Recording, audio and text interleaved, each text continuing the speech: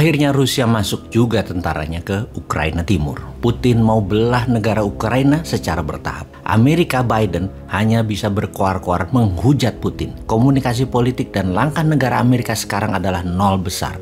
Maklum, si bosman ini beraliran politik agak mirip Republikan, khususnya Trump yang pro swasta, sangat anti kebijakan Biden yang heavy on government, mirip 6 presiden di Indonesia. Sehingga komennya sinis si bosman ini atas tindakan Biden, sesinis dan sepesimis langkah kebijakan luar negeri Wakanda dan kebijakan ekonomi di negeri Wakanda. Bener deh, Biden tidak pernah berani bertemu dan kontak langsung dengan Putin. Mungkin karena sudah pikun, seperti semua orang ketahui masalah kesehatan Biden ini, termasuk lemahnya si Kikling Harris yang suka cekikikan di depan publik ketika tidak bisa menjawab pertanyaan-pertanyaan. Pastinya penasihat-penasihat Gedung Putih membatasi langkah keduanya di publik internasional. Dan inilah sebenarnya masa yang ditunggu oleh New Mind untuk bergerak.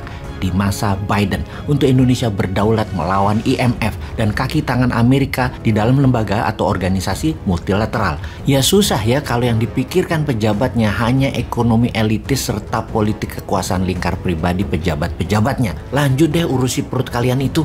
Kita kembali ke Putin yang tentaranya masuk ke timur Ukraina dengan judul Peacekeeping Army. Pemberontak separatis yang bergerak di dua wilayah Ukraina Timur yaitu Luhansk dan Donetsk yang dikenal dengan sebutan Donbas, wilayahnya tersebut akan dikendalikan Rusia, didamaikan versi Putin sih. Masuknya Rusia ini tanpa letusan senjata karena Putin dengan Moriskova 2.0-nya yang berkali-kali bosman urai memang menggunakan hybrid war strategi ini dan terbukti sangat efektif. Ini berkali-kali dijelaskan juga bahwa Tiongkok dengan obor, Amerika dengan Hairod, dan Rusia dengan Moriskova 2.0 semua strategi internasionalnya dan semuanya punya grand plan atau world map versi mereka masing-masing. Beda dengan negara yang diurus Lord, nggak ada peta kebijakan Indonesianya atau nation interestnya, yang ada peta kebijakan negara lain yang dipakainya. Kita bahas detailnya mengenai hybrid war ini di lain kesempatan.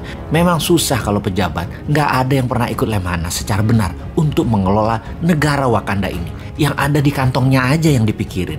Nggak nyampe otaknya kalau menjadi pemimpin dunia bernegaranya. Kita kembali ke Donbas. Wilayah ini sejak Rusia mencaplok Crimea di tahun 2014 mengatakan kemerdekaannya dan akan bergabung ke Rusia.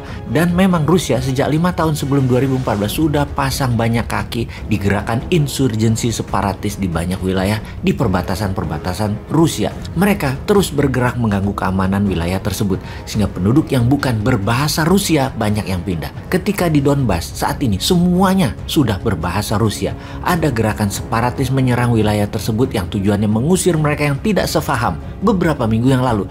Dan inilah kode untuk Rusia untuk masuk. Dan sekarang akhirnya Rusia masuk dengan mengklaim misi perdamaian. Begitu masuk, pertempuran selesai. Bukan dimulai ya, selesai. Karena sudah takluk 100%.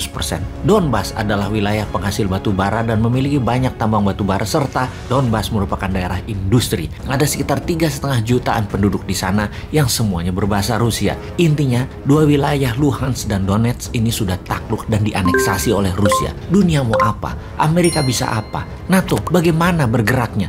Semua sudah dibahas di video sebelum ini. Lengkap, termasuk pembenaran alasan Putin akan romantisme zaman Catherine the Great hingga kejayaan Soviet menggunakan Moriskova 2.0, bukan bedil-bedilan ala Hitler dan perang dunia ketiga yang akan meluas. Itu bukan cara Putin. Senyap cara operasi intelijennya. Moriskova 2.0 adalah operasi intelijen, swift, silent, deadly.